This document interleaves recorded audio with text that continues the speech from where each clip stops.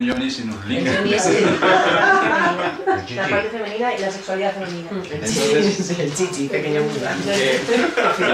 Tiene su significado, ¿no? O sea, porque esto representa la generación, o sea, es el lugar por donde todos venimos a este Hombre, mundo. claro, Sí, sí. Entonces, el mandala tiene que ver con eso, con un principio generativo, ¿no? De dos polos que se unen y generan un tercero que comparten las dos polaridades. O sea, es el número 3, el de la manifestación, de la creación. El 3 es el de... El 3 es el de la manifestación de la creación. Eso está en el chichi. Ahí vamos viendo eso, o sea, ¿Qué significa eso? estamos viendo... La creación. Mandala es un libro gráfico, o sea, ya estamos estudiando lo que es un mandala, ¿no? Sí. Hablando de un principio generativo también, ¿no? Y en la iconografía, tanto oriental como de aquí, de Occidente, se utilizan las mandorlas o los mandalas de esta forma para encuadrar algo que le queremos dar énfasis, ¿no? Por ejemplo, a Cristo se le introduce dentro de una mandorla.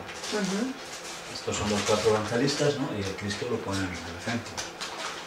Por ejemplo, la Virgen de Guadalupe, no sé si lo habéis visto, también está insertada en una mandorla de luz. ¿Sí? O sea, la iconografía cristiana se ha copiado mucho de lo que es las mandalas, las mandorlas, ¿no?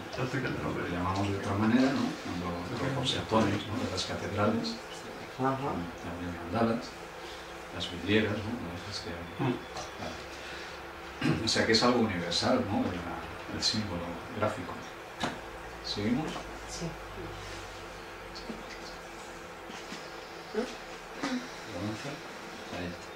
Bueno, este gráfico ya lo vimos al principio, ¿no? De las distintas maneras de que se transmite la tradición.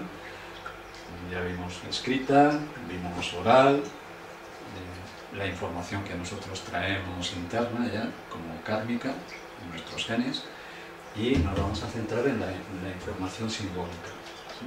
A través de signos, símbolos, mandalas, yantras, mitos, ritos. Este es un mandala, ¿no? Este es el que yo tengo. ¿Vale? Bueno, pues nos vamos a centrar en los mandalas. Sí. ¿Más a gusto? Sí,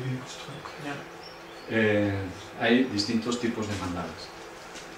Los que diseña un maestro, estos son los maestros de mi tradición. Entonces, este lo diseñó el maestro de la Ferrier, Chandra, y transmite toda la información. O sea, hay mandalas que son libros gráficos, que ahí está impreso todo. O sea, muchas cosas de las que estamos viendo aquí, yo las traigo de aquí. Esos cuaternarios que estamos viendo, incluso el cuaternario anterior, pues siempre son 4 cosas, ¿no? Como decían las abuelas, son 4 cosas. Sí. Entonces, de esas 4 cosas, estás resumiendo en esas 4 cosas un montón de información, cuando lo creas, para que cuando llegue otro haga, o sea, como descargar, ¿no? Como hacemos ahora de los ordenadores, ¿no? Que una cosa, un espacio muy pequeño, una cantidad de información ahí, que si tienes la clave, ¡fum!, te lo descargas. Pues estos son los ordenadores cuando no había ordenadores. O sea, una información gráfica que está impresa ahí en un microchip, que uno puede, pues si tiene las claves de acceso, extraer la información, que en realidad, bueno, está ahí, pero está en tu interior. O sea, esto es lo que sirve para que tú descifres dentro lo que estás viendo afuera, ¿no? ¿Está bien? Vale. Vale, pues tiene esa cualidad de hacerte dialogar contigo mismo. Avanzamos. Entonces hay 3 posibilidades. Este mandala, que es de la tradición israelita, ya lo vimos, ¿no? El árbol sefirótico, que en realidad está representando también, cuando te lo colocas encima, está representando los chakras. Sería el primer chakra, Muladhara, segundo, Svadhisthana, tercero, Manipura, cuarto, quinto, sexto, séptimo. Pues hay toda una información que uno puede acceder a través de ese símbolo que realmente la tienes dentro. Hay otros que transmiten una enseñanza, este también, por ejemplo, este transmite una... Bueno, en realidad todos pueden servir de forma polivalente para distintas cosas, ¿no? Esto solamente está en ejemplo. Este transmite una enseñanza, pero también te sirve de espejo.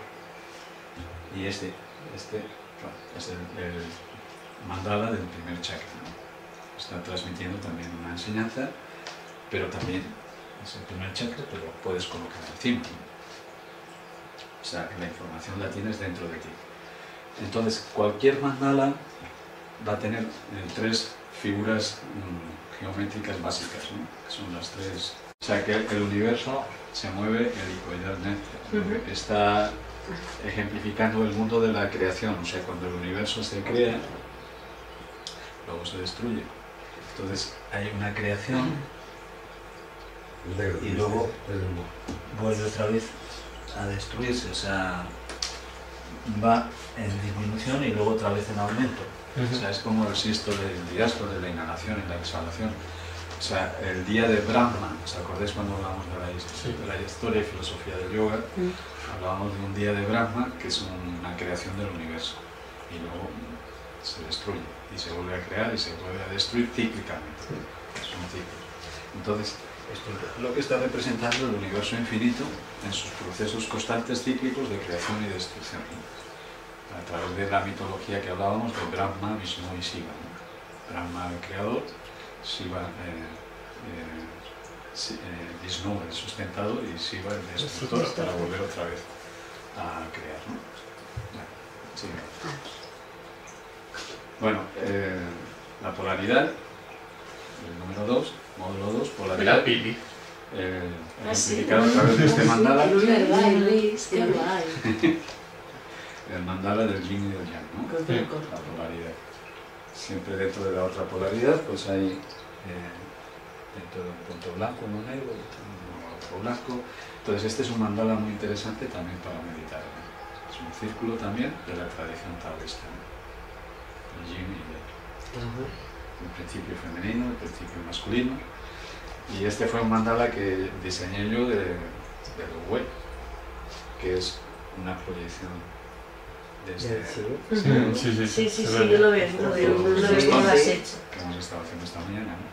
Qué bien, me gusta. Logotipo, me gusta hacer logotipo, luego Rocío los mejora.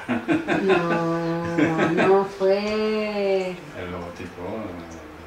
¿El logotipo de Tiamana? Claro. ¿Quieres repetir? No, Anet, fue Anet, ¿te acuerdas? sí, yo... Fuiste la que luego lo encargasteis, o que por cierto hay que hacer el suyo. Sí, pero bueno, ya poco a poco, paso a paso. Bueno, el número 3, la triunidad. Esos los de Horus. Horus es el del medio. Horus, Isis y Osiris. Isis. Son impresionantes. ¿Por qué tiene el cráneo tan alargado? ¿Tiene qué? Parece que tiene el cráneo alargado. No, eso es un sombrero que lleva. ¿Que no has visto la peli de los caracoles? Anunnakis.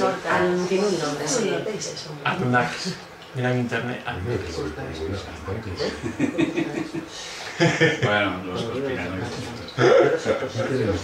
Pero esos cráneos existen, tú los viste en México, imagino, en el Museo de México, ¿no? Bueno, detrás de todo esto pues hay una sabiduría que hay que descifrar, que hay que encontrar. Y tenemos un montón de mandalas que vienen de Egipto ahí pues para descifrar todo esto. La filosofía hermética que está resumida en el Kybalión, de Ernesto Megisto, que lo dio, ¿se acordáis?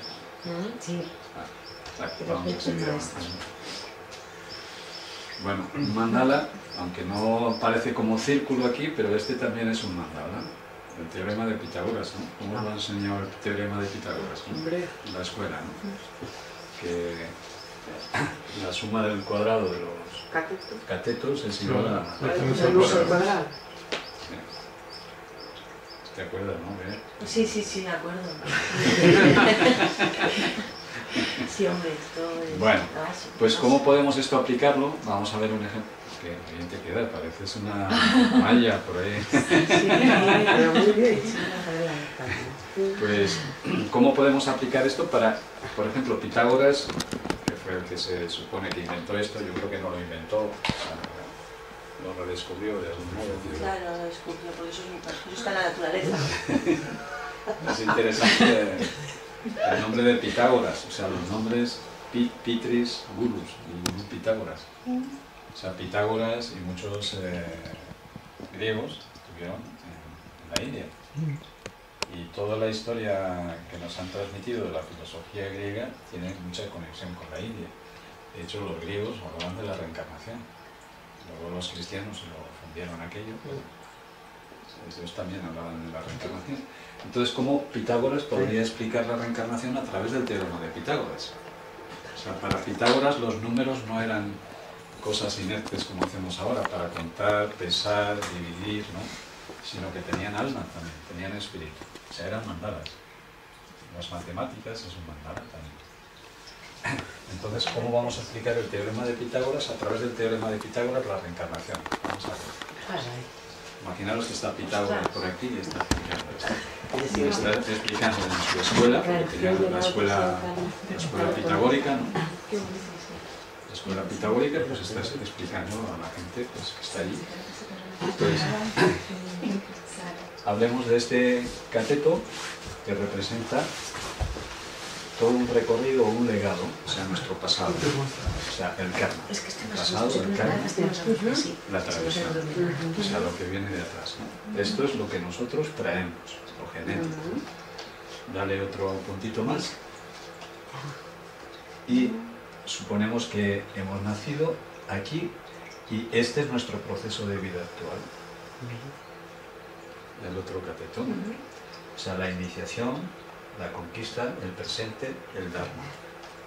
El Dharma es la ley que uno tiene que cumplir en el momento que está viviendo. Y el karma es el pasado. El karma es lo que tenemos acumulado de atrás y el Dharma es lo que estamos generando en el momento presente.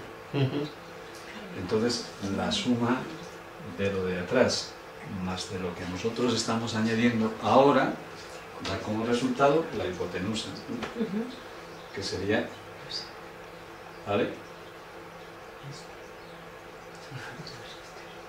¿Sigue dándole? Ahí, vale. Entonces, la tradición, lo de atrás.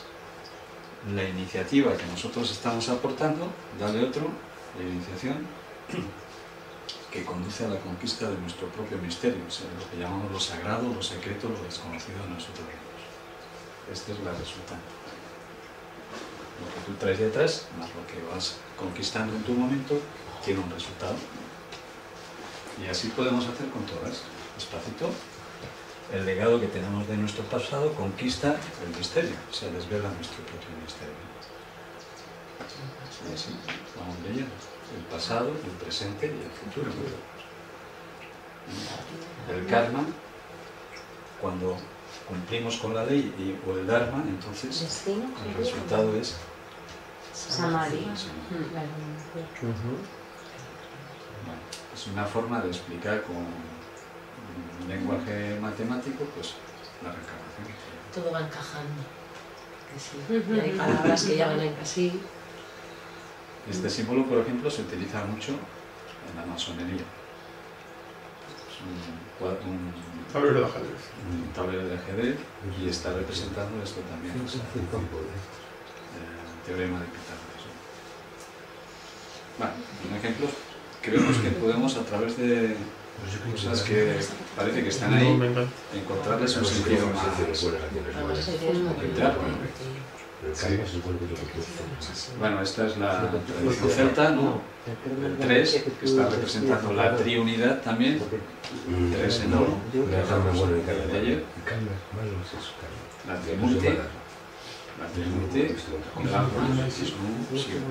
o sea que en todas las tradiciones y en todas las culturas estamos encontrando los mismos símbolos con distintas palabras, ¿no? La Trinidad. Ya está haciendo el mudra de quieto, parado, de protección. Sí. Hablado de ayer. Este sería Brahma, este es Vishnu y este Shiva. es Shiva. El que tiene el tridente siempre es Shiva. El tridente, número 3.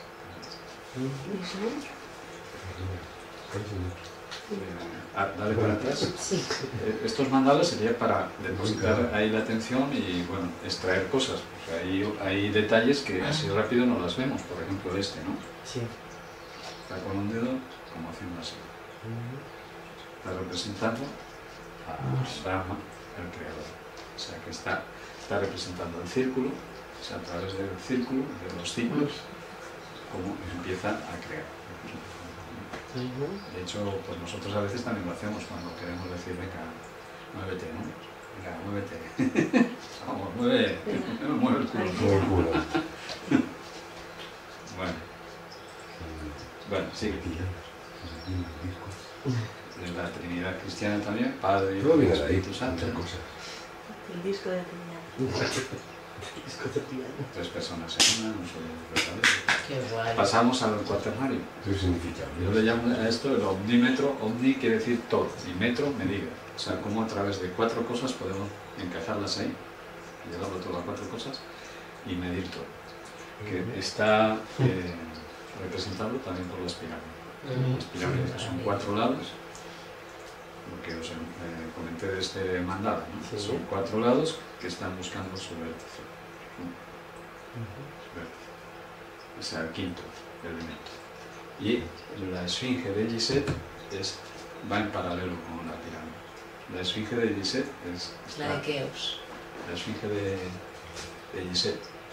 La pirámide es Keops, ¿no? Ah, bueno, perdón, la esfinge. Sí. No estaba pensando en la pirámide, sí, sí. La esfinge, hay 4 animales que la están representando.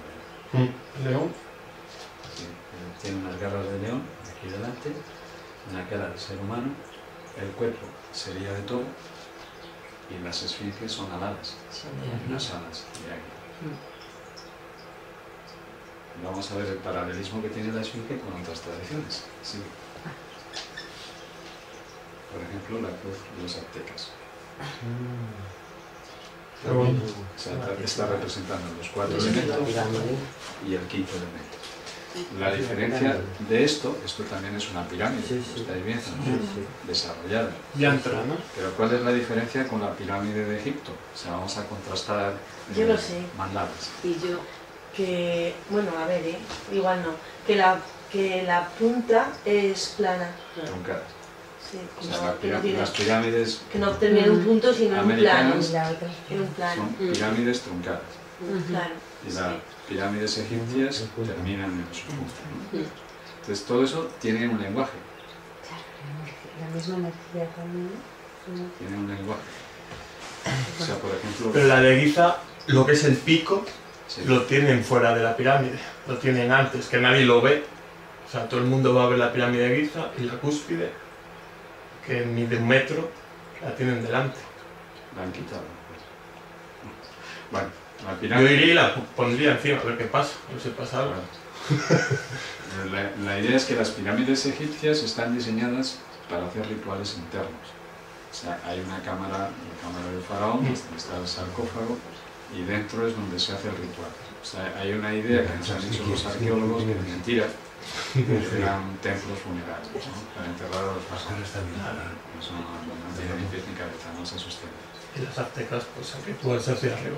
O sea, el sarcófago, ¿os acordáis cuando hablábamos ayer, el yogi, cuando se retira 3 días y 3 noches de silencio para alcanzar el samadhi? Pues el faraón, se iniciaban ahí, era eso. O sea, el sarcófago era morir para renacer de nuevo. Entonces, después de todo un proceso de iniciación, estaba preparada la persona para introducirse en el sarcófago y representar la muerte para un nuevo nacimiento. Estaba 3 días y 3 noches ahí. Y cuando volvía transformado. Se había convertido en un dios, o sea, en un inmortal. O sea, alguien que había experimentado la inmortalidad. Mientras que las pirámides aztecas, los rituales se hacen en la plataforma de arriba. Entonces, volvemos al yin y el yang. El yin es hacia adentro, el yang es hacia afuera. Entonces, adoradores del sol o adoradores del misterio. O sea, los que adoraban el misterio eran los herméticos, o sea, los egipcios, y era todo hacia adentro, ese hermetismo. Una época entre Tauro y Escorpio. Escorpio representa el silencio, lo misterioso, mientras que los aztecas es una época de luz, o sea, los rituales se hacen adoradores del sol, los incas, ¿no? Inti representa el sol. Entonces, son dos tendencias que son al mismo tiempo complementarias de dos hemisferios, de dos partes del mundo. Iniciaciones hacia adentro y iniciaciones hacia afuera. O sea, cuando los hindúes, en la tradición de yoga, hacemos esto, namaste, o se pone la frente sobre el suelo, ¿no?, para interiorizar, mientras que en Occidente es hacia afuera. Entonces, sea hacia adentro o sea hacia afuera, te vas a encontrar con lo mismo, porque lo que hay dentro, lo que hay fuera, es lo mismo. Lo único que varía es la intención. Hay gente que se le facilita encontrar hacia adentro y hay otro que se le facilita encontrar hacia afuera. Foco interno o foco externo. Focalizar hacia adentro o hacia afuera. Bueno, pues seguimos porque todo esto da para que podamos profundizar en muchas cosas, ¿no? La esfinge de Gizeh, ¿os acordáis de los animales? Decíamos garras de león, cuerpo de toro, tauro, y una cara de un ser humano. Bueno, está representando los tres signos astrológicos del cielo. Es una representación cosmogónica de los cuatro signos fijos que corresponden con las cuatro estaciones en su culmen. Y el misterio, siempre hemos hablado del el misterio de la esfinge, ¿os acordáis? ¿Cuál es el misterio de la esfinge? Que lo decían de niños, ¿no?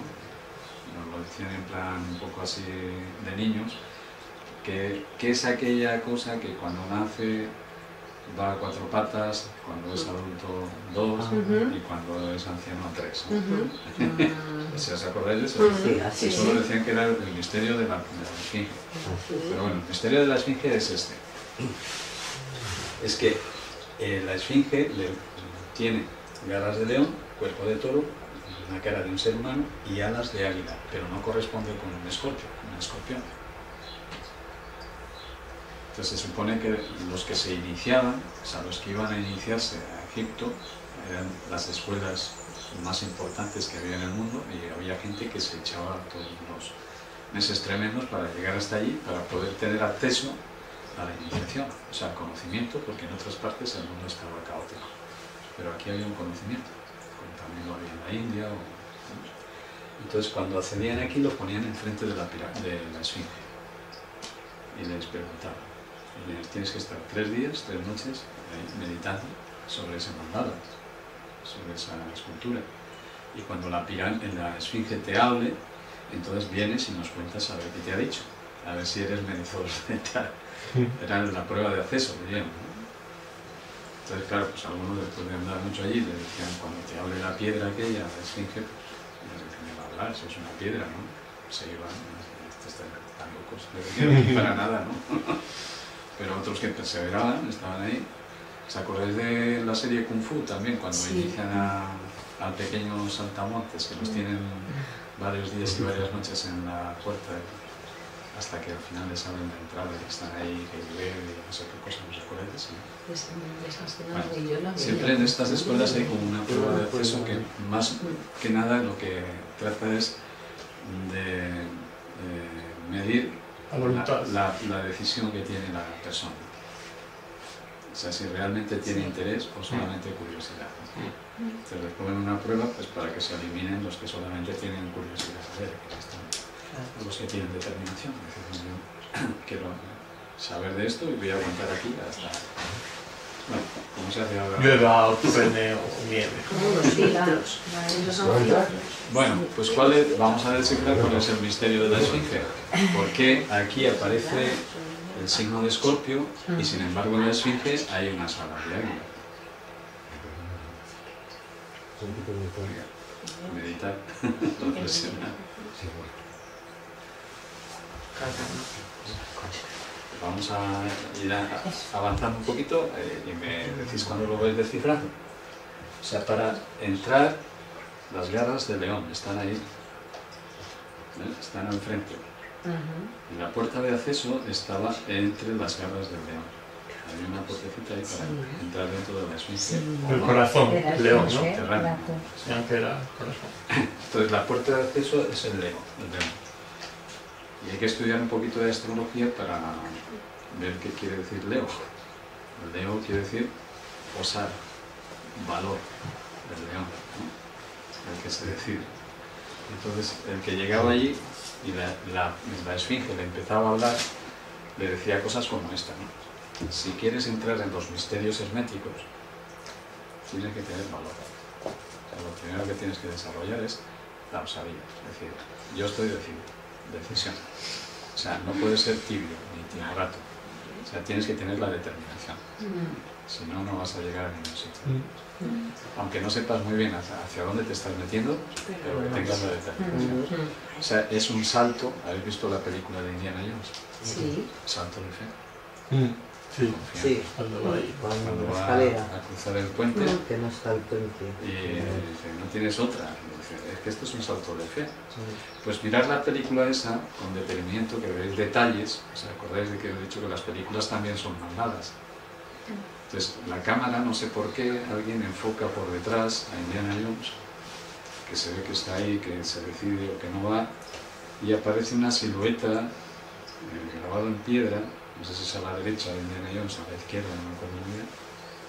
¿No fijasteis nunca? No me acuerdo, sí, eso hay que verla, eso de morir, ¿no ves? Pues aparece un perfil, una silueta de Un león. Yo cuando vi aquello digo, ostras, ¿quién ha puesto ahí eso? O sea, porque las películas no las ponen, o sea, y no lo hacen énfasis, o sea, aparece ahí como una cosa medio oculta. Claro, sí, pero tú lo ves porque... Bien, tú lo sabes. Claro, tú lo ves y lo relacionas. Sí. Otro ve una silueta de león y bueno, pues la han puesto ahí y ya está. Claro, igual si la vemos hoy sí que...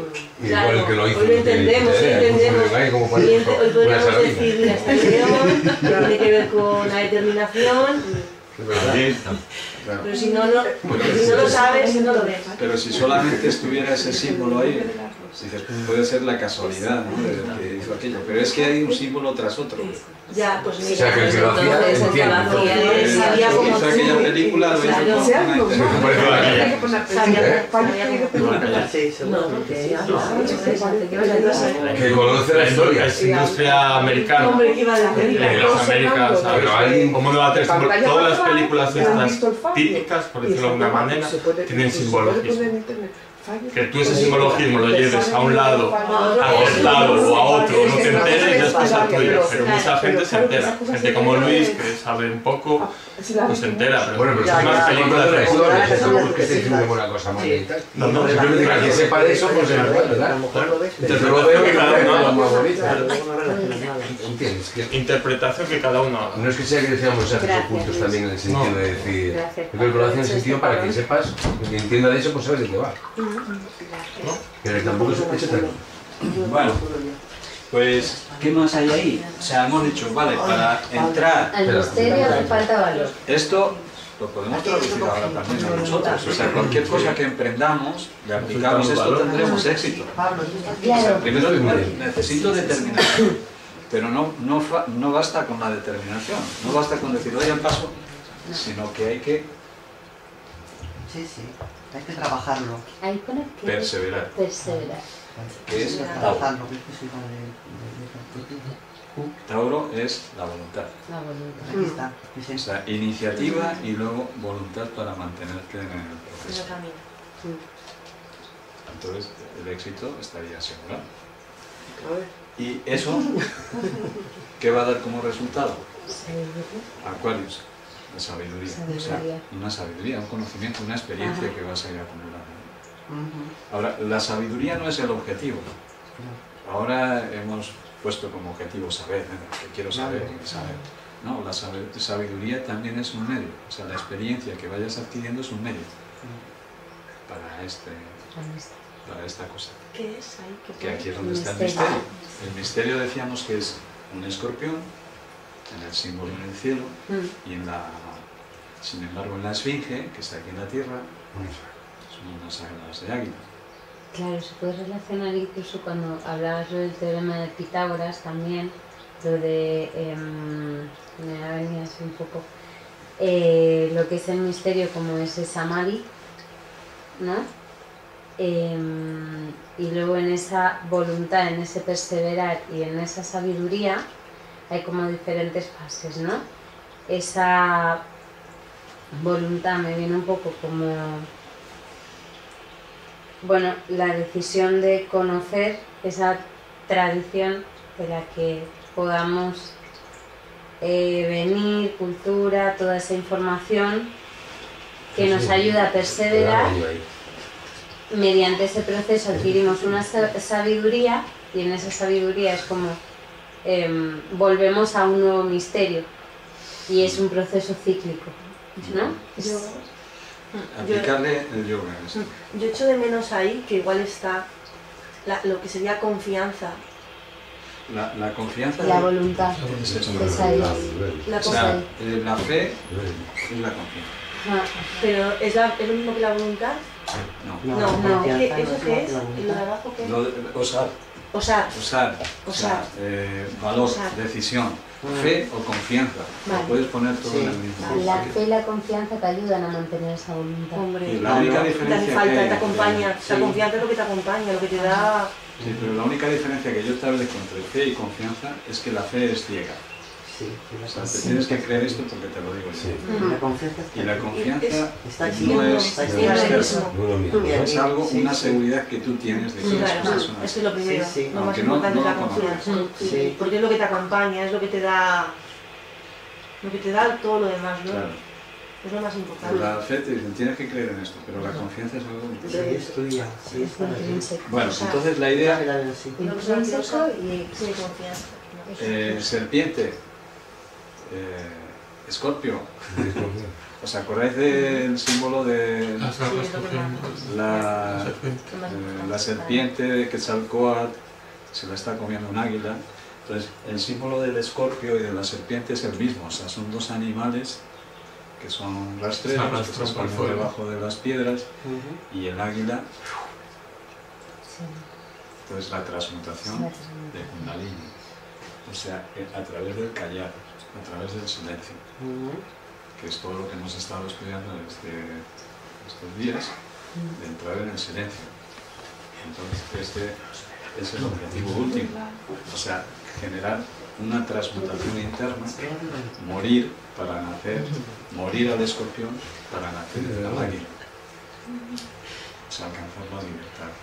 Dejar de ser un animal rastrero para ser un animal que levanta el vuelo y se libera de las cargas, ¿no? Ahí estamos. Entonces, el que descifraba eso decía, el objetivo es una transformación interna. Yo vengo aquí a transformarme a mí mismo. Entonces decía, has venido al lugar correcto, paso. Entonces se le sometía a una serie de preparación y luego terminaba con lo de la pirámide. Vamos a seguir avanzando. Muy interesante. Sí. Emoción. Sí. Todo eso. Los 4 signos fijos del zodíaco, los 4 animales de la esfinge, los 4 animales de los 4 evangelistas. Lo han copiado. Claro, si es que todo viene de lo mismo. Habéis ido a las catedrales, a las iglesias. En las iglesias, en el ábside arriba, hay 4 animales. Esa es mi duda. Que están representando los y que me lleva evangelistas. Muchos años. Porque a cada evangelista le han puesto 4 animales. Y qué casualidad que son los mismos 4 animales. Es todo y el cuadrado. Con otras palabras y a lo mejor lo relacionan con lo del cuadrado, o sea, el chakra. Sí. Estaba el círculo, el cuadrado y el triángulo. Sí. Y el cuadrado representaba la materia. Ahí está, ¿no? Esa materia a través de los animales, esos 4 que forman una materia completa. Relacionándolo un poco con lo del tema de los números que hemos hablado estos días también, el 3, el 7, y bueno, y darle un sentido al 4, como la materia, por los animales. Claro. Bueno, los 4 elementos sigue.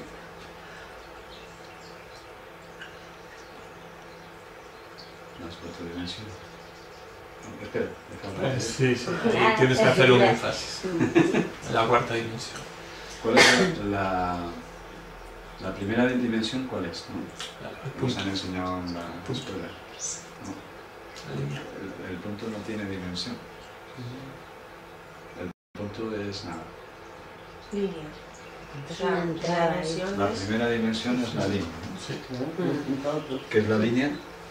Una sucesión de puntos. O sea, un punto tras otro. Pues un punto sí es algo. Es una unidad pequeña de la línea. O sea, tampoco puedes decir que no es nada el punto. Algo es. El punto es la entrada. Es la entrada a ese seguimiento que forma la línea. Es la primera. O sea, la es una puerta de entrada, en realidad. La línea, sí. La segunda sería la línea como una persiana, ¿no? Que se desarrolla, ¿no? Y ya tiene largo y ancho. Y la tercera es el desarrollo del cuadrado. Entonces el problema siempre está en la cuarta dimensión, porque esas tres dimensiones es el mundo de la materia, de la manifestación.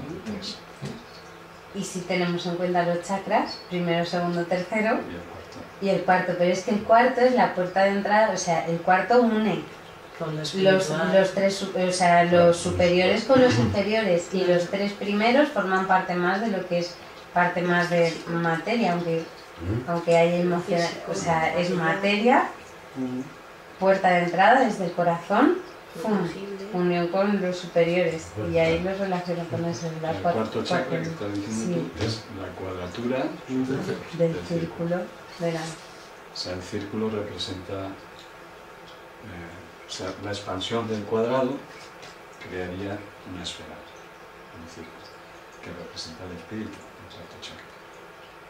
O sea, lo que engloba todo, Pero la esfera, ¿qué es en realidad? Si nos alejamos, es un punto. Es un punto. En un punto. Y una sucesión de puntos que crea. La línea. Cíclico, volvemos. O sea que lo que salió... Ahora vamos a ver por qué lo de la nada. Lo que salió como nada... Todo un desarrollo y un proceso se transformó en todo. En todo que sería para volver otra vez a la nada. Es que la nada no existe. Si volvemos a los principios herméticos, de los principios herméticos, la nada no existe. El todo y la nada dicen que es lo mismo. Claro. No existe a lo mejor materialmente, pero sí que existe una vibración, y en esa vibración se genera un movimiento, y ese movimiento... Pero no es nada, si hay vibración y hay movimiento no es nada. ¿Entiendes? Hasta el vacío del universo es algo, porque hay una vibración. No lo puedes definir como nada, el nada no existe. El nada no existe. ¿Qué es nada? Dale para adelante. Nada es Adán. Al revés. Eso es raro. Claro, porque si neva...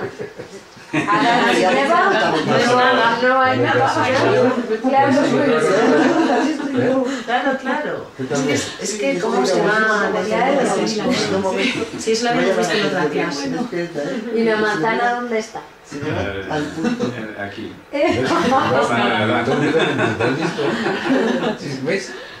Bueno, este es el pentagrama pitagórico. Los pitagóricos, la escuela pitagórica tenía como emblema el pentagrama. Estudiar geometría, como hemos estudiado los delineantes. Es interesante como la geometría pues habla de muchas cosas, ¿no? Simbología. Está representando Ser humano. Perdón, era para que se te diera. ser humano. Este último vídeo... Bueno. Ser humano completo. Uy, perdóname que ahora me deja la Bueno, pues sigue avanzando. Soy yo, es que al montar, ponerme... Ay, me encanta. Tengo esta figura en casa. Yo la tengo también, Este es un me mandala encanta. que todavía tiene mucho que... Queda... Esto tela. Está... Es bonito. Si vais a México, visitáis el Museo de Antropología e Historia y ahí está la piedra esa en la entrada. Pero es la verdadera. La verdadera, sí. Una piedra inmensa que... Es grandona, imagino, ¿no? Sí, es una piedra que mide un montón de metros y gruesa, sí. Qué bonita. Vamos, ¿Y se está catalogada, se sabe en qué año se hizo? Seguro. No, ¿verdad? Puede ser que sí. Bueno, dicen que es el calendario azteca, pero ¿No? es mucho más que un calendario. O sea, sirve para medir el tiempo, pero tiene muchos más ingredientes. Y lo he puesto aquí porque tiene que ver con el número 5 también, el quinto sol. O sea, primer sol, segundo sol, tercer sol, cuarto sol y el quinto sol. Hijos del quinto sol, ¿no? Entonces, el quinto sol se supone que es el Tengo que hacer una copia. Entonces, como que ha habido más soles antes. O estoy un sol de tierra, un sol de aire, un sol de agua y un sol de fuego. También ha habido un hombre que ha pertenecido a cada sol, ¿no? El hombre de barros, el quinto sol es el hombre de barro, ¿no? Sí, bueno, se supone que cada sol representa una época una evolución del de ser la humano. humanidad que creció, murió y apareció otra y así. Claro. Y a partir del quinto sol, que es en la era en la que estamos ahora, Sí. son ellos, a partir del 2012, el hombre pasaría del hombre de paja, si no recuerdo mal, al hombre de barro, ¿no? Según ellos. Bueno, el quinto sol se supone que es la culminación de toda una evolución. O sea, los 4 chakras y el quinto. O sea, que estamos en una época en que los seres humanos tienen opción de alcanzar lo sagrado. O sea, pasar del cuarto chakra al quinto chakra. Esa te ayuda. Sí, yo voy enlazando. O sea, la época de luz que ha comenzado, entonces el quinto sol representa la quinta esencia. O sea, que tenemos la posibilidad... ¿Y podríamos hacer el paralelismo con la era de Acuario? Claro. Claro, ¿no? Acuario es una época de luz también. La importancia de la comunicación y cómo nos estamos relacionando y cómo se está dando la comunicación para llegar a ese punto de unión que hasta ahora ha sido tan difícil en cada tradición y en toda la historia cultural que llevamos con nosotros. Sí, muy bien. Bueno, veis también que eso que se ve abajo son 2 serpientes conjuntadas. Está hablando de Quetzalcóatl también. La serpiente emplumada. O sea, son como plumas también. Qué guay. Es precioso. Un día lo estudiamos en España. No, hay que ir allí. Y a ver. En nuestro próximo examen. Módulo 6. Vamos allí. Hay que hacer una lista. Poco a poco, sí. Módulo 6, que es la estrella de 6 puntas, que representa también el principio masculino y femenino. Y este es el símbolo de la masonería, que es la estrella de 6 puntas representada por una escuadra y un cartago. La masonería, por excelencia, utiliza todo esto. O sea, el lenguaje que utilizan los masones para aprender es los símbolos. Aparte de los libros, pero utilizan una logia, o sea, el lugar donde se reúne el masón, está llena de símbolos. De tal modo que cuando uno entra ahí, empieza a leer un montón de cosas, ¿no? Que le están preparando a la persona cuando está dentro para dar ese salto evolutivo de pasar del mundo de la manifestación al mundo superior. Son escaloncitos para propiciar un estado de conciencia. La masonería, que bueno, hablan de la francomasonería, pero en verdad nació en Egipto, ¿no? Sí, los masones adjudican los primeros constructores que fueron los constructores de las pirámides. Y luego hubo una revolución de la masonería que fue la construcción del templo de Salomón. Y se está representando, por eso utilizan símbolos de construcción, ¿no? El templo de Salomón tenía como emblemático 2 columnas. Y la masonería lo representa aquí. La columna terrestre y la columna celeste. Se llaman Yaqui y Boa. Eso aparece en el Antiguo Testamento. Las medidas del templo de Salomón, las 2 columnas, era una de plata, otra de oro, en fin, representa la polaridad. Y dentro de esa polaridad, la mandorla también, o el mandala, en este caso pues está en la forma... Pero está representando la G, es generación, es creación, generar algo, ¿no? Esto representa la materia y esto representa el espíritu. O sea, con el cartabón se crean los cuadrados y con el compás se crean los círculos. Y dependiendo, cuando uno entra en una logia, por ejemplo, uno de los símbolos que se encuentra es el suelo, es como un tablero de ajedrez representando también la polaridad positiva y negativa. Y están divididos también en 3 grados: aprendiz, compañero y maestro. O sea, primero la masonería fue operativa, o sea, construían físicamente. Luego, cuando se dejaron de construir catedrales, pues se hizo especulativo, o sea, y ya se hizo más simbólica. Pues se construían pirámides, pero se trataba de construir al ser humano, ya no. En la Edad Media se construía hacia afuera, pero a través de la construcción externa, construirse hacia adentro. Entonces, por ejemplo, no es como ahora, ¿no? Que vas a trabajar, fichas, está el jefe y esperar el sueldo, ¿no? Para un masón el salario, el aumento de salario, representaba el aumento de sabiduría o de aprendizaje. O sea, tú entrabas como aprendiz y cuando adquirías más experiencia, el aumento de salario es que te pasaban a compañero, pero no porque tuvieras más sueldo, o sea, porque tenías más experiencia y te aumentaban de salario y te pasaban a maestro, ¿no? Eran los 3 grados. Entonces, cuando iban a trabajar, antes de empezar el trabajo, abrían la logia. La logia, antes de construir nada, podría ser al aire libre.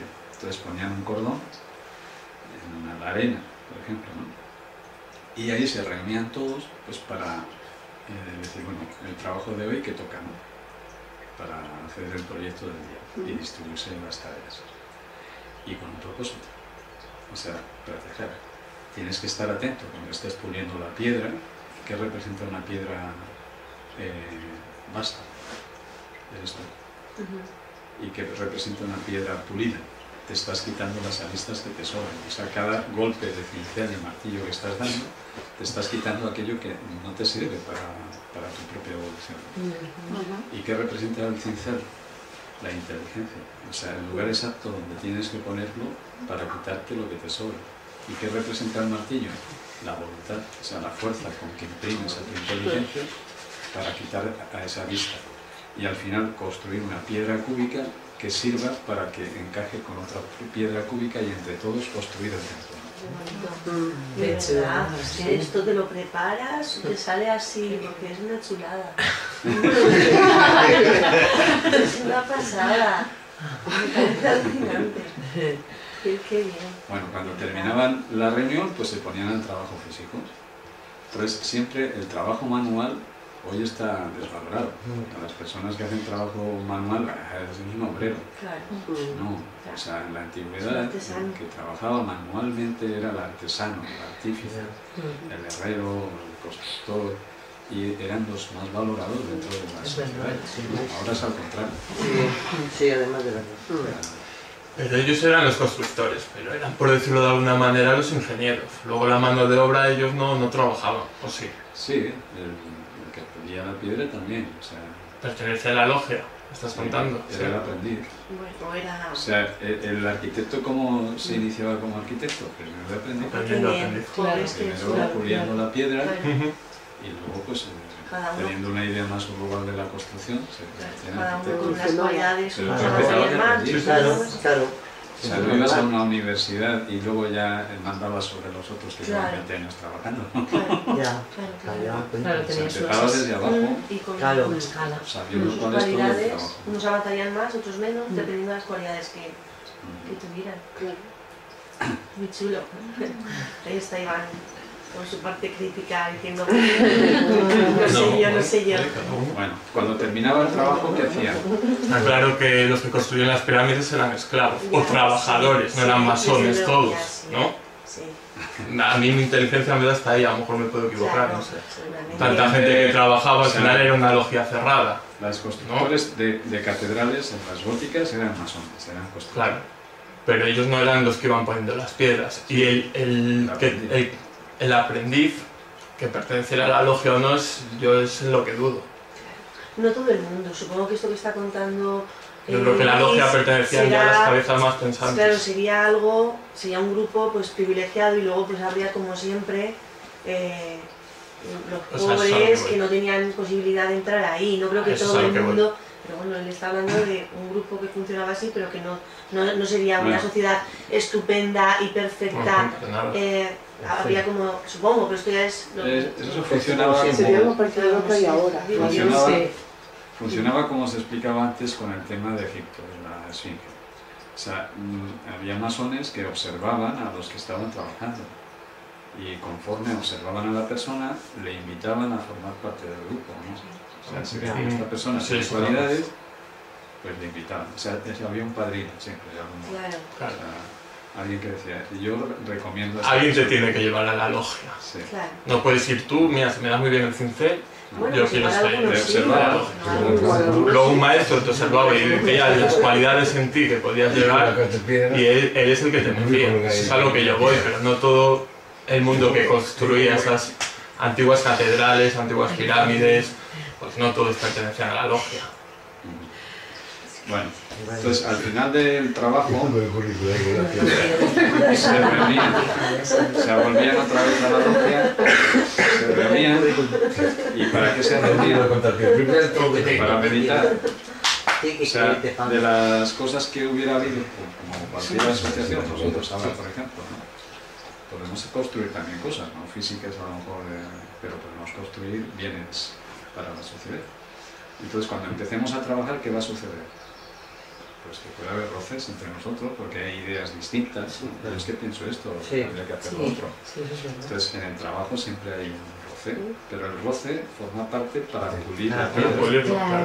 Entonces, ¿cómo se pule la piedra? Cuando termina el trabajo, nos juntamos. Entonces, ¿nos juntamos para qué? Pues para, pues mira, yo siento esto, hablar, dialogar y pulir las asperezas, ¿no? Y ese es el origen de la logia. O sea, la logia en realidad a lo que van las personas es a compartir sus experiencias. Esto podría ser una logia. Sus experiencias vitales. Bueno, yo ya propuse que hacer eso, ¿os acordáis? Cuando hicimos la sanga, que cada uno traíamos una plancha, nosotros le llamamos plancha, o una cosecha, una cosa hecha, algo que has realizado en tu vida y lo expones ante los demás. Pues eso lo podemos seguir haciendo. Lo hemos hecho hasta ahora, de momento, un par o tres de veces. Vale, ahora ya sí. Explicar sobre una experiencia y como nosotros hemos llegado a un punto de encuentro en esa experiencia que hemos vivido. Lo ideal de todas estas tradiciones es que nosotros las podemos actualizar y no quedan como algo que ocurrió mítico, o sea, nosotros podemos actualizarlas y seguir construyendo en nuestra sociedad actual con las características actuales, no necesariamente como se hacía antes. Esa es la magia de la cosa. O sea, si no, ¿para qué estudiar todo esto de atrás? Si no lo podemos aplicar ahora. Para quedarnos ahí en una locuración, idea. Y continuar con ese ciclo del que hablábamos antes, de las diapos de antes. Desde ese misterio, esa voluntad, ese perseverar, esa sabiduría, y así constantemente, y que parte desde uno para luego poderlo expandir, porque bueno, que parte desde uno, a través de esa meditación que proponías antes, para llegar a esa cosecha posterior y poderla compartir con el grupo. Lo que estamos haciendo con todo esto es yoga, es unir las tradiciones de Oriente y de Occidente, el yoga de la nueva era, de actuales, de simples. No solamente quedarnos con el yoga tradicional de la India, sino también las tradiciones de Occidente. Y fusionarlo. El yoga de la nueva era, que es el que estamos creando nosotros. O sea, el yoga es un proceso creativo, o sea, es algo que se quedó en el pasado y que hay que repetir lo mismo que hicieron los anteriores, ¿no? Ahora hay otras circunstancias, entonces pues vamos progresando, vamos aumentando otras formas de funcionar. Sí. Bueno, 7 chakras, hemos hablado de ello en algunas ocasiones, ¿sí? 7 chakras, mandalas correspondientes. Este es otro emblema que se llama el Gran Arcano, que también es para explicar los 7 chakras, pero en sentido occidental. O sea, también este ¿De qué cultura es? ¿De qué cultura? ¿En qué? ¿De qué civilización? ¿De qué cultura es el dibujo este? Se llama el Gran Arcano. Arcano, arca, viene de arca. ¿El Valle del Indo salió? ¿El qué? Si salió la figura esa al Valle del Indo, ese símbolo. ¿Esta? Sí. No, esta es más bien occidental. Es occidental. Sí. Hay incluso algunas letras hebreas por ahí.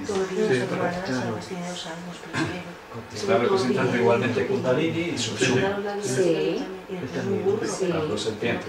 Está representando el primer chakra, que es, el primer chakra es la empuñadura de la espada. El segundo chakra es donde se cruzan las dos serpientes. El tercero es aquí. El cuarto es el corazón de la serpiente. El quinto es aquí. El sexto es aquí. Y el séptimo es la flor de lis. La flor de lis. O sea, esto es 1, 2, 3. Y esto es 1, 2, 3.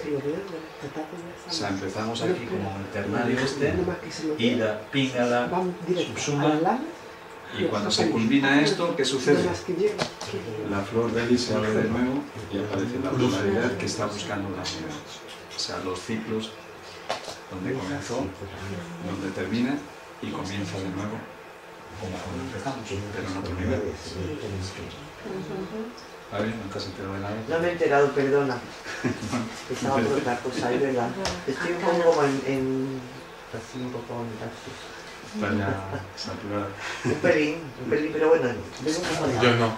Yo tampoco, yo estaría hasta mañana. No, yo también me gusta, pero bueno. Un poco de agua y seguro que estoy... ¿Sí? ¿Alguien quiere agua? Vale, el número 8. La tradición la tenemos aquí. Sí. La orden del temple, los templarios, la cruz de las 8 beatitudes. Ellos construían basado en esto. O sea, las construcciones templarias son ortogonales. Y este, por ejemplo, es el alfabeto secreto en el cual estaba incrustado en esta cruz. Cuando querían comunicarse entre ellos era criptográfico. Pues como estaban en pleitos y en luchas y eso, pues cifraban los mensajes con este alfabeto. ¿Veis cómo está ahí? ¿Localizáis el alfabeto? ¿Sí? Esta sería la A. ¿No? Esta sería la B. Esta sería la C. Está hecho de una forma muy simple, porque luego se vuelve a repetir. O sea, la H es el mismo. Pero con algo, ¿no? Para diferenciarlo. Pero más abajo. Este. O sea, está incrustado aquí. La H es el triángulo hacia abajo. Qué guay. Ya con la voz. Vale. La H, la F, la I, la H. está por aquí. Pues es este. Hacia allá, ¿no? Siempre mirando. Y la J y la I eran la misma. Es este. ¿Lo veis ahí, no? Sí, sí, sí. Y así, bueno, sucesivamente. Pues dentro de los templarios había uno que era el encargado de enviar mensajes, ¿sí? Y llevaba este emblema, la cruz de las 8 beatitudes, pues para recordar cómo descifrar los mensajes que recibía y mandarlos. Bueno, luego ya a lo mejor ni lo necesitaban, ¿no?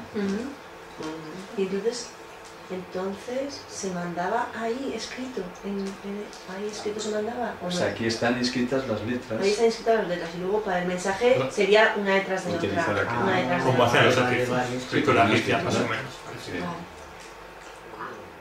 Qué bueno, ¿no? Bueno, sigue. Hay números también por ahí, pero bueno, eso ya no nos vamos a meter porque...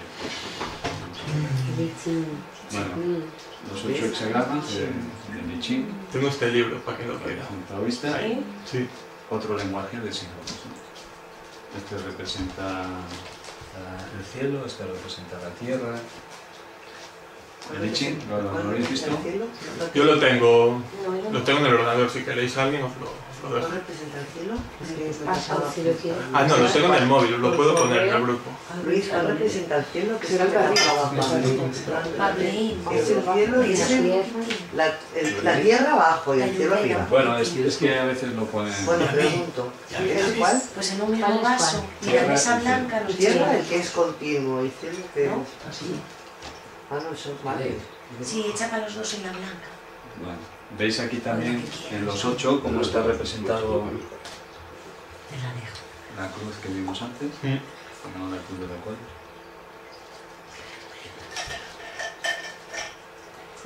Bueno, sigue. El 8 también es muy importante dentro de la tradición. Bueno, no es más que Shiva. Los budistas están, toda su enseñanza está cifrada en 8 que están ahí. En 8. Sí. Como las 8 ramas. La rueda del Dharma. Como las 8 ramas ahí. Atención, concentración. Vale, que si no nos quedamos acción pero sí, se podría relacionar.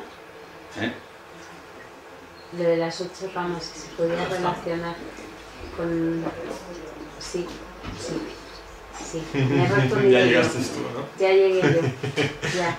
Bueno, esto es el enneagrama. La tradición sufí, Gurdjieff diseñó lo que se llama el enneagrama. Es un mandala para estudiar el ti mismo. Los eneatipos de personalidad. Sí. O sea que instrumentos hay muchos, es lo que son. Lo que falta es gente que queramos hacer. Que los comprenda. Claro, y que lo quiera hacer. Eso es. Y aquí es donde hablábamos del todo y la nada, ¿no? De la Ein Sof, del árbol sefirótico. Keter es la corona y Malkut es la manifestación. O sea, lo Purusa, Prakriti.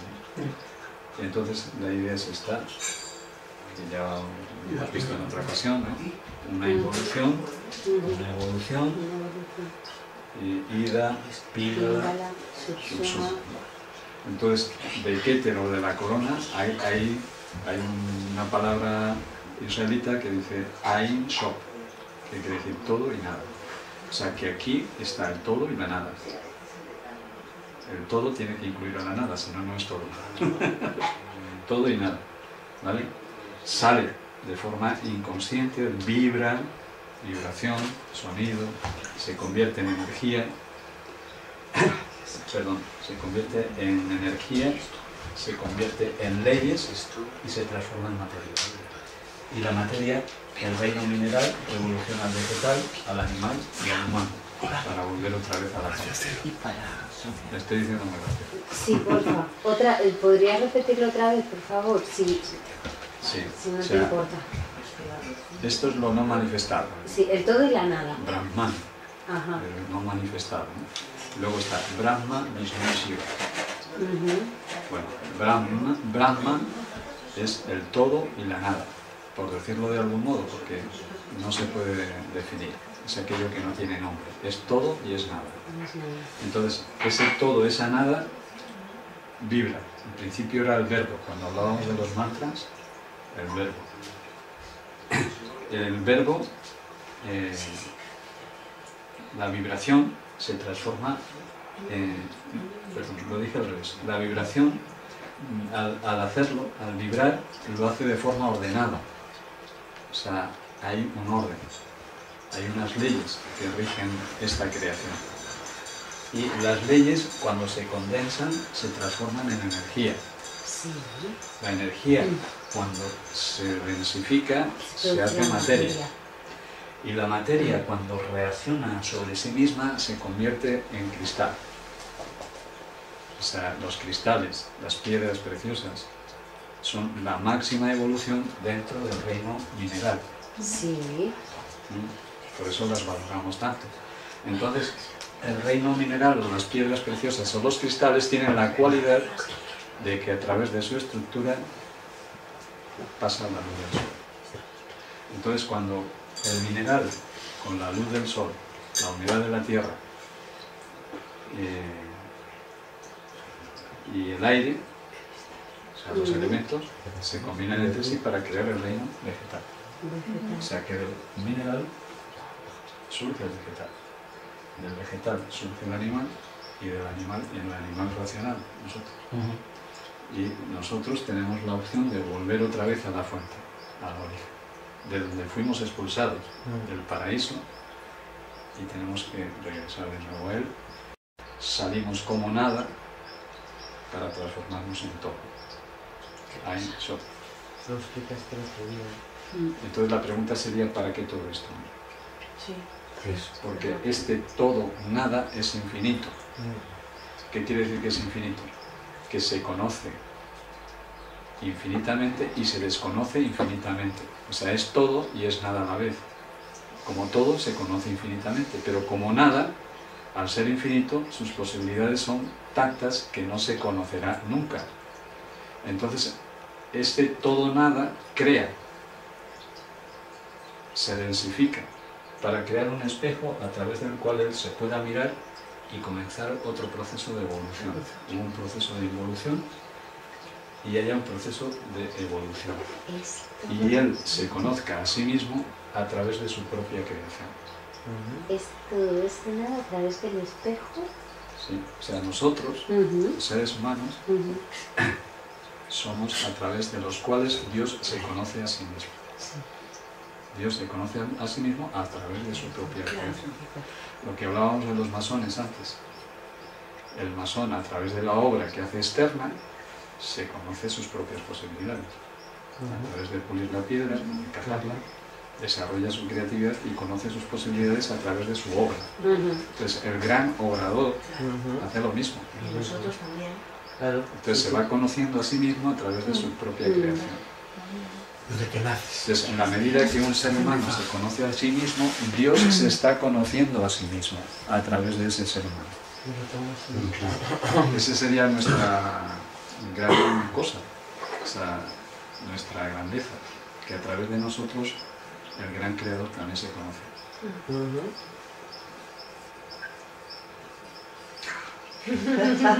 Y al mismo eso se ve manifestado nuevamente en la materia, que es aquello que viene dado a través de vuelvo otra vez como al origen de nuevo, la tradición, la cultura, toda esa información, esos inputs de información que llevamos en nuestras células. Ahí está la importancia de la comunicación. Eso es.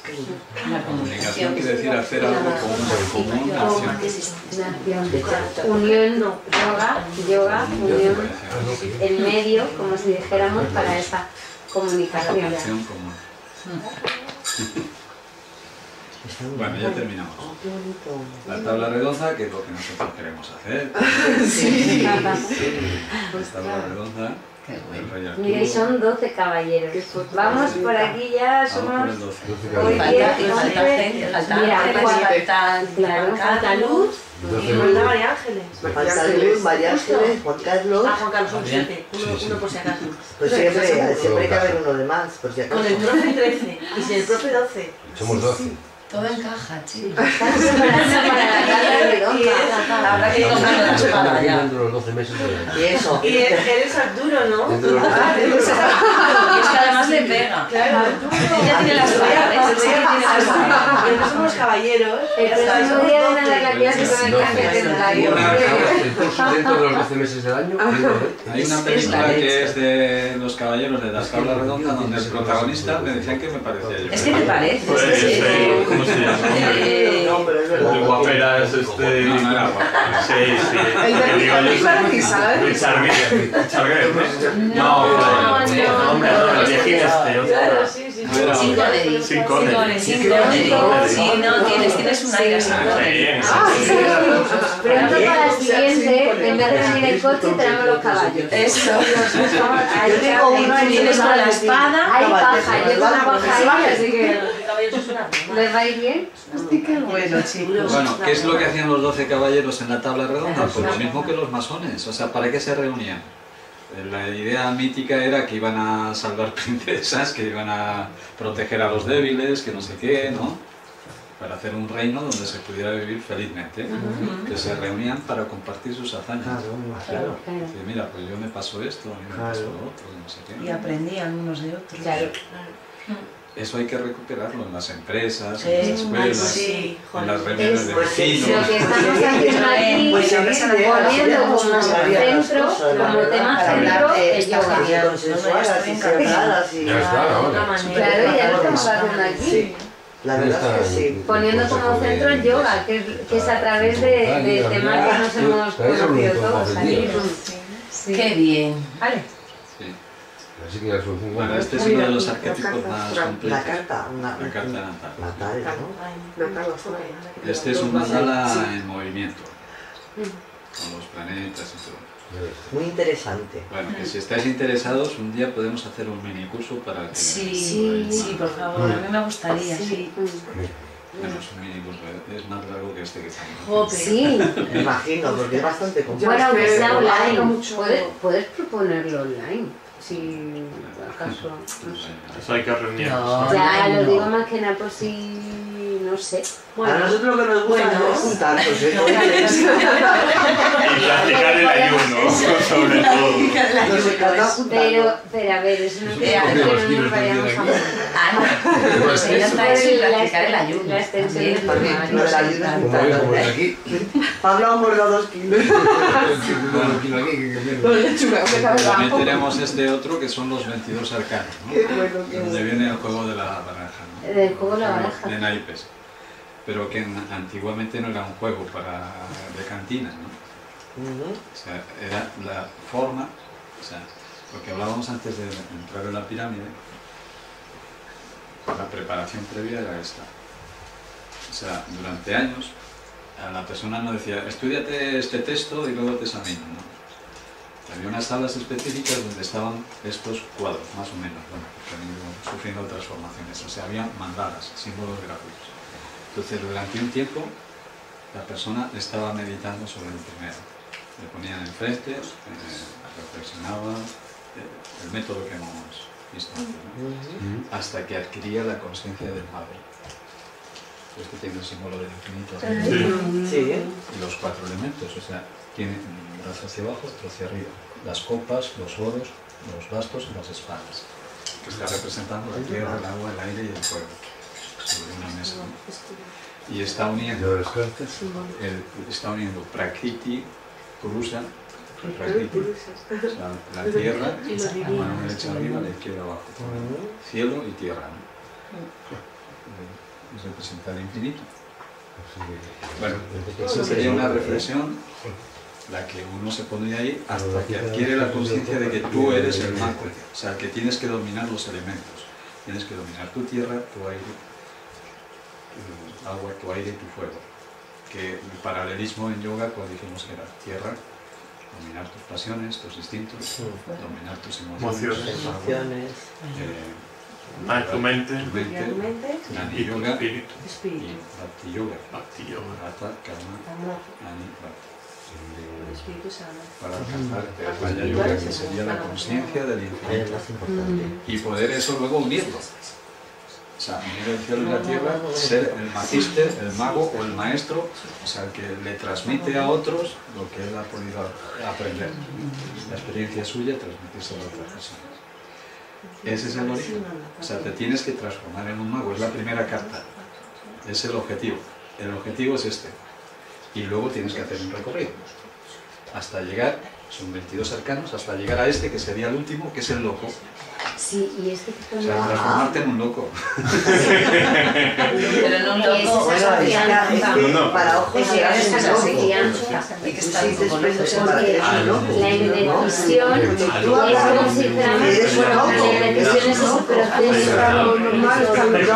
Perdón. Si habláis todos a la vez, no se escucha nada. Un loco es llegar a... Hablar uno. Ah, perdón. Antes todo se Bueno, yo lo que quería decir ahí, lo de la indecisión como parte del proceso, son como, y lo de loco reafirmando la confianza en uno mismo. Sí, bueno, ese es el paso. Sí, claro, pero la confianza está ahí. La película de Indiana Jones. El loco. sea, el que ha hecho todo este proceso tiene que estar loco para meterse en un sarcófago y estar 3 días y 3 noches ahí encerrado. Es un loco. O sea, para el mundo es un loco. Hay que estar un poco loco en esta vida, Claro. ¿no? Y un perro, ¿qué? Precisamente cuando tú haces un poco lo que quieres, Claro. los que te miran, estás tú Sí, un poco loco para sí, ellos. sí, es verdad. Porque cuando tú empiezas a hacer un poco lo que A mí eso tú me realmente te has puesto, Sí, pero pues No me te está. suelen catalogar un poco como que mira, Ya, ahí me que pasa está un mal, sí, poco... es que si no- ¿no? La pregunta es, ¿cómo ha avanzado la humanidad? Por los locos. Sí, desde O sea, luego. porque aquellos que han planteado cosas nuevas, incluso los... Se saben más locos, hemos los grandes matado. científicos sí. fueron locos, se les quemaron la hoguera. de la película de ayer, ¿no? El Jesús que mandaron a Sí, lo crucificaron. Pablo, tienes que ver la peli. Me estoy comunicando. Ya decíamos que hoy nos vamos a hablar así. Una cosa, una pregunta. Estas cosas que estás viendo tienen que ver con las cartas del tarot. Sí, Pertenecen a las cartas del tarot. sí, Vale, es que por ejemplo esa me sonaba. sí. Bueno, no están todas. No, claro, faltan. Son Los 22 en arcanos total. mayores, Digo, las no, hay cartas del más. tarot, Hay ¿cuántas 22 son? arcanos mayores y luego hay hasta 72. Uf, ¿tú las tienes, las cartas del tarot? Sí, Pilar tiene un montón de ellas. Tiene. Pilar intenta con las cartas. Ajá. Bueno, pues bueno, este es otro arquetipo que nos sirve pues para... Entonces, uno lo ideal es que encuentre que encuentre una vía que le sirva para conocerse a sí mismo. Eso es. Claro. Y el yoga puede ser una. Ahí estamos, ahí estamos. Todos los caminos conducen a A Roma, yoga. o sea, a Roma. Y lo que tú decías de los 4 elementos, tierra como cuerpo, agua las emociones, aire la respiración y fuego, o sea, Tierra, agua, aire, fuego. sí, tierra, agua, aire, fuego, tierra como cuerpo, No, aquí tierra. ah, aire, perdón, Tierra, tierra, agua, agua, donde el anillo, agua. aire, fuego, claro, tierra como cuerpo, agua emociones, aire respiración, mente. perdón, sí, pero a través de la respiración, o sea, la mente sigue al cuerpo, el cuerpo la respiración, pues, y fuego, Espíritu. espíritu. Es amor. Bueno, sigue. Bueno, la idea es hacer una síntesis también de todo esto. El taoísmo, los templarios, los israelitas, y esto que es la esvástica, la esvástica, bueno, Hitler la popularizó, pero porque la copió. Claro. La esvástica es un símbolo que viene del Tíbet, o sea, es muy antiguo. También los celtas también lo tenían. Es la historia de todos estos símbolos que diferentes personajes, diferentes civilizaciones se apropian de ellos y les cambian todo la connotación para el público en general.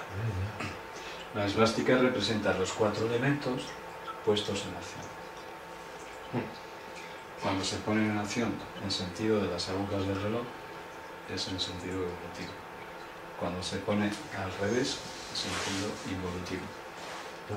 Ahí que debería estar la otra polaridad, a través de Hitler, ¿no? O sea, para que haya un punto de equilibrio, se da, estoy diciendo algo un poco fuerte, pero es como que se da o para llegar a un equilibrio, comprender que se ha dado en diferentes momentos de la historia este mismo símbolo a través de una evolución y a través de una involución. Y estamos en este momento de conciencia en decidir cómo tomamos ese símbolo. Porque en función de cómo lo podamos estar interpretando o tomando, genera una vibración, un movimiento y se extiende. Y ahí en esa comunicación y en esa posibilidad de evolución o involución a través de nuestro pensamiento como seres humanos. Wow. Sí, ¿no? O sea, es con qué idea nos quedamos. Escogemos la idea de la... Sí, con qué idea escogemos para quedarnos con ella y ahí cultivar. Y a través del pensamiento acompañar y ayudar a la vibración del momento presente. la evolución no puede existir sin la involución. O sea, no se trata de aniquilar las polaridades, sino ver cómo las encajamos. Hablábamos el otro día de la sombra sobre la luz. Sí. Claro. Del estiércol y Entonces la involución es la sombra, la evolución es la luz, pero sin sombra no hay luz y sin luz no hay sombra. Es una manera también de... Entonces, en que gire así o gire así, por ejemplo, esta que gira en sentido de las agujas del reloj, en sentido evolutivo, a favor del tiempo, la emplean los budistas. Pero hay otra que emplean también en el Tíbet, no sé si ya existen allí, con los chinos a lo mejor ya ha salido también, que es en este otro sentido que se llama Bon. En el Tíbet había una antigua religión que es la religión Bon. Existía antes de que llegaran los budistas. Cuando llegaron los budistas ya existían los Bon. Los Bon son de tradición chamánica, por ahí de Mongolia y todo. Pero tenían una tradición interesante. Entonces cuando llegaron los budistas, pues hubo ahí como una confrontación. Porque unos iban en sentido evolutivo y otros en sentido evolutivo. Y a veces se confunden porque van vestidos de forma parecida. Pero se sabe por sus rituales cuando es un Bon, cuando es un... Pero siguen, cuando es un siguen adeptos a esa religión, dentro del Tíbet, o se han marchado. Y aquí también, o sea, yo por ejemplo cuando estaba en San Martín, en el Lhasa, pues había gente que llamaba para hacer una convivencia, ¿no? Y iban monjes Bon, pero iban disfrazados de budistas, porque no tienen buena fama. No tienen buena fama. Los Bon utilizan a veces alucinógenos, son sentidos... Bueno, serán chamanes, los chamanes los usaron. Sí. Y entonces pues iban como disfrazados de medio budistas. Sí.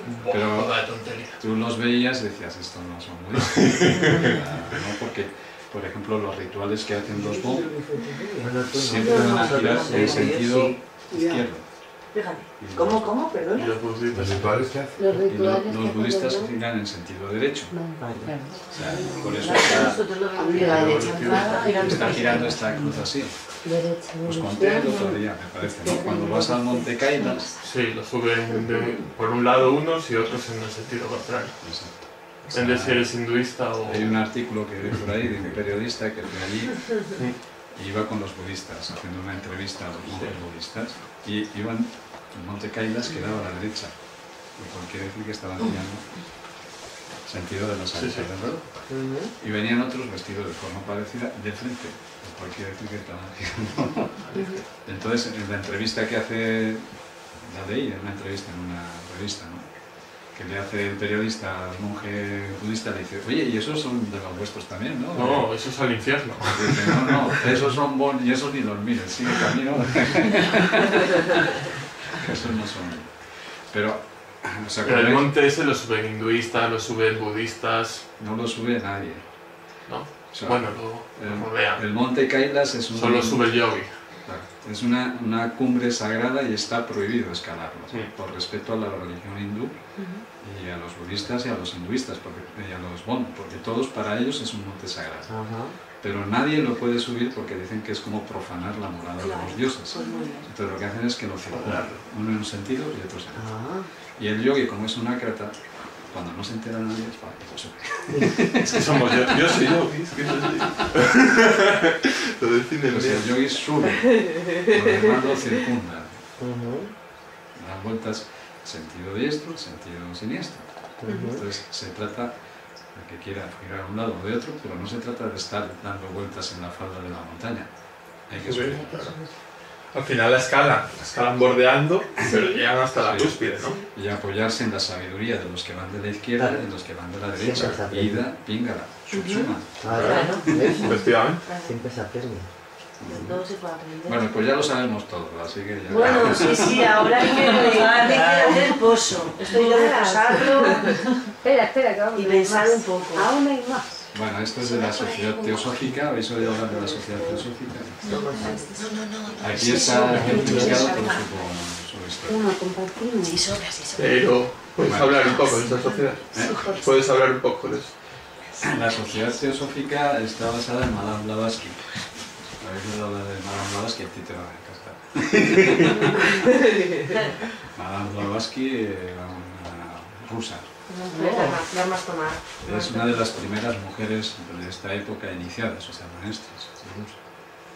También ha habido y la seguirá viendo. Entonces fundó una sociedad que se llama la Sociedad Teosófica, donde se mezcla pues, el Bon, el budismo, el hinduismo, el Ouroboros, ¿no? De la tradición hermética, la llave de la vida, la tradición hebrea. Entonces hace una síntesis de todos los conocimientos. En el año 1800 y pico fue cuando nació, murió en el año 1900 y algo, y creó la Sociedad Teosófica, en la cual luego apareció un personaje que ya hemos visto alguna foto de él por ahí, Krishnamurti. ¿Se acordáis de Krishnamurti? La Sociedad Teosófica lo proponía como el avatar de la nueva era. Ah, verdad, sí, la ves. Pero él luego renunció a ese título, dijo que no quería ser avatar de nada. Ya sé, ya le pongo cara, sí, que me enseñaste una foto, una imagen. Pero es interesante conocer pues, la Sociedad Teosófica es de los primeros grupos de esta era, bueno, al inicio de esta era, que propone la síntesis de todas las tradiciones. Pero eso es bastante raro, ¿no? ¿Es raro? Sí, porque normalmente son contrapuestas. O sea, una filosofía nueva que englobe todas las antiguas filosofías o religiones, llámalo como quieras. Normalmente separan, en vez de unir. Las nuevas filosofías separan cristianismo por un lado, hinduismo por otro, ¿no? Sí. Me parece raro que en 1800, que es relativamente cerca de nuestra época, pues que lo hayan reunido todo. Eso será el reto, ¿no? Eso será el reto, ¿no? Unirlo todo. Pero no es lo habitual, quiero decir, ¿sabes? Que lo normal es, hoy en día es todo lo contrario, es excluir, es lo mío es lo único que vale y todo lo demás es mentira, ¿sabes? Pues eso es lo que tenemos que tratar de cambiar. Claro. No lo van a cambiar los gobiernos ni los No, porque eso tiene que ser de cada uno. Somos nosotros. Cada uno. Las bases. Tú empiezas por abajo. Sí. Por arriba no va a empezar Sí. nada. Tú empiezas por abajo. Por arriba no, porque los que están arriba llegan arriba por la lucha contra otros. O sea, siempre es escalar. Entonces, cuando están arriba, ¿qué van a seguir haciendo? Pues luchar contra otros. Para que No tienen seguir capacidad arriba. aunque quisieran. ¿Qué significa? No son lo mismo. De uno mismo. Por eso yo digo que eso es individual. No me acuerdo. Lo veo por ahí traducido, pero no me acuerdo. Compartas. Todo tiene que Pero empezar, sobre todo la empezar semilla por y uno cada mismo. uno de nosotros. Dharma es verdad, Sí. pero los otros no me acuerdo. Bueno, Dharma sigue. es la parte, lo contrario, es el karma, ¿no? Bueno, de la tradición maya, Lo que decía yo. los números mayas, ¿lo sabéis cómo funcionan? Es muy sencillo. Son la segunda circunferencia, El ¿no? 1 es un punto, el 2 son 2 puntos, 3. Y el 5 es una raya. Algo inteligente, las rayas es el 5, 5 más un punto, 6, ¿no? Y así. ¿Qué? Sencillo, muy sencillo, más que los nuestros. Bueno, luego se complica un poco a través de la ley del 20. Claro, bueno, La 20 ya se complica. y la centena tendrá otra representación, me imagino, ¿no? Pero puede Si ser. no, tendrá que poner un número y... Y en este mandala, por ejemplo, también llega hasta el 13, Lo he visto también. Bueno, pero que llega hasta el son 13. diferentes. ¿Qué sentido ahí tiene el 13, sabes? Sí. Bueno, el 13 tiene un sentido interesante para la tradición maya, porque ellos tenían 13 meses. Sí. Ajá. ¿No? Claro. Los mayas 13 meses. No me acuerdo. Claro, o sea, serviría como calendario este Y es mismo. curioso porque es un calendario mucho más perfecto que el que Sí. nosotros tenemos. Sí. Que no. Bueno, estudiar por Iba a eso. decir, ¿cuántos días dura cada ¿Has uno? leído el Popol Vuh? Eres tú. Luis? Popol Vuh lo has leído, El imagino. Popol Vuh. Lo que llevas contigo. Sí, lo tienes. Sí. Sí. Bueno, mandalas de Oriente, pues ya los hemos visto, ¿no? Hamza. El cisne y el loto. El loto en el mandala vegetal, la flor del loto y el cisne, ¿os acordáis? Porque representa el loto y el cisne, ¿no? Ya lo hemos visto otra vez. El loto pasa por los 4 elementos, tierra, agua, aire. Y el cisne igual, ¿no? O sea, está representando también la transmutación, la elevación. Y sigue la tradición de, en Occidente, pues es el Garuda, ¿no? El águila y la rosa. El paralelo en Occidente es el águila y la rosa. La rosa, hay una asociación, una sociedad también que se llama la Rosa Cruz. Son iniciados occidentales, algunos dicen que herederos de la masonería. Perdón, de los templarios. De los templarios. Cuando desaparecieron los templarios, pues algunos se hicieron masones, o eran constructores, y otros se hicieron rosacruces. Y han seguido existiendo de esta otra manera. Bueno, pues ese es el mandala donde habitamos, que es también un círculo al cual venimos a aprender, ¿no? El planeta Tierra es el gran mandala, es un círculo, una esfera también. Y el pequeño mandala es la luna. Ah, no sé. el ojo. El ojo, madre mía, es verdad, lo dijimos una vez. El ojo. Lo dijo una vez. El ojo es un mandala. Está actualizado porque Plutón ya no lo ponen como perteneciente al sistema solar. Sí, no, ya lo es. Vale, que ya terminó. Bueno, y... Ya, ¿vale? Sí. Y en la canción. Bueno, esto es interesante que estudiéis cómo está configurado esto, que son puras matemáticas también. Este dibujo, ¿lo recordáis? Claro, porque en la época de ellos sí. O sea, está representando al Creador, a Dios, que crea con orden y medida, ¿no? Las matemáticas. Las matemáticas, a través de las matemáticas, poder conocer al Creador. Nada menos que eso. Los planetas, cómo están situados. O sea, os expliqué esta historia, ¿os acordáis? De los asteroides entre Marte y Sí, lo explicaste. Claro, y cuando hablamos aquí del creador, es el creador de la materia, ¿no? Es a través de las matemáticas que nos apoyamos para entender la materia. Sí, pero todo está con un orden. O sea, cuando dije vibración, orden, energía, materia, o sea, todo tiene un orden, tiene una medida. La geometría sagrada ahora está muy en boga hablar de todo eso. Entonces, los planetas no están puestos ahí al azar, están puestos con un orden. Porque yo no sabía eso tampoco, que se multiplicaba por 4 cada órbita. Sí, esa sería la progresión. Entonces faltaría un planeta aquí, según ese orden, que es el que está cubierto por esteroides. Es la historia que os conté ayer, de que puede haber un planeta, en la tradición se llama el planeta Juno, que por algún motivo, Juno. Se hizo añicos. Juno. Pero ahí tenía que haber un planeta. Entonces hay una progresión, ¿no? En la distancia de los planetas entre sí. Y la distancia en la que está la Tierra es la óptima para generar la vida. Tierra, 3 manifestación de la vida. En los otros no. Pero igual que existe esto en nuestro sistema solar, hay millones de sistemas solares con sus respectivas tierras tienen vida igual que la nuestra. No son extraterrestres cabezudos. Nada de eso. Son humanoides, seguro. Seremos nosotros también para ellos. Bueno, sí. Y este ya es un poco complicadillo, se llama el arqueómetro. Porque esta es la síntesis de todo. Incluso aparece aquí un idioma que se dice que es muy antiguo, el batán, que ya desapareció, uno de los idiomas originales, y relaciona tanto los signos, los planetas, los colores, las religiones de todas las épocas. Este lo creó un personaje que se llama San Jean-Verdry, no sé si lo pronuncio. ¿En qué año? San Jean-Verdry, algo así, en francés. ¿En qué época? Eso hubo una época en el año 1800, por ahí y pico, donde aparece Madame Blavatsky, y en Francia hay un movimiento fuerte, así de medio esotérico, de búsqueda del conocimiento de las tradiciones. En Francia. Bueno, pues con esto ya aquí terminamos, porque ya no hay más. La diferencia entre un yantra y un mandala, el Siri yantra.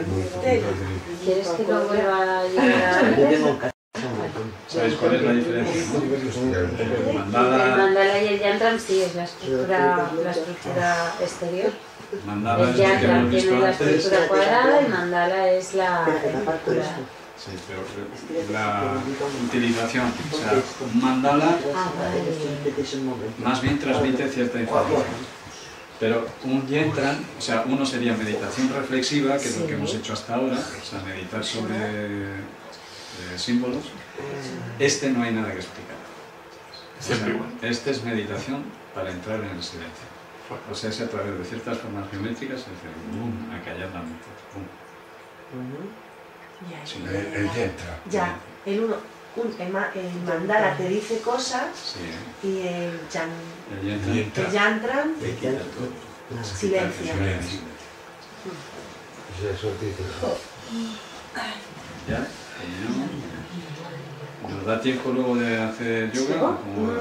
Bueno, sí. ¿Qué hora es? Será ya la 1. Bueno, estos son las síntesis. La 1 menos 10. Pero espera, paramos a ¿La 1? 1 menos 10. Bueno, algo podemos hacer. Sí, podemos hacer. Bueno, ya dale todo seguido porque ya con esto terminamos. ¿Este es el lugar donde vivimos? ¿Te gustaría compartir? Ya está, se acabó. Muy bien. Ah, bueno, este lo teníamos que hacer, lo teníamos pendiente, ¿no? O sea, vamos a hacer Hansa. Vamos a hacer una síntesis de todo. Soy, Kara no sé y Una Hansa. práctica, ¿vale? Venga. Vamos. ¿Pero aquí, fuera o...? Aquí, bueno, si queréis vamos fuera. A ver, Dale otro. ¿continúa? Esa es la práctica. Vale. Sí. Esta es la posición de partida, ¿no?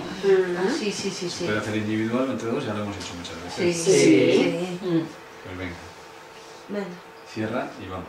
Afuera.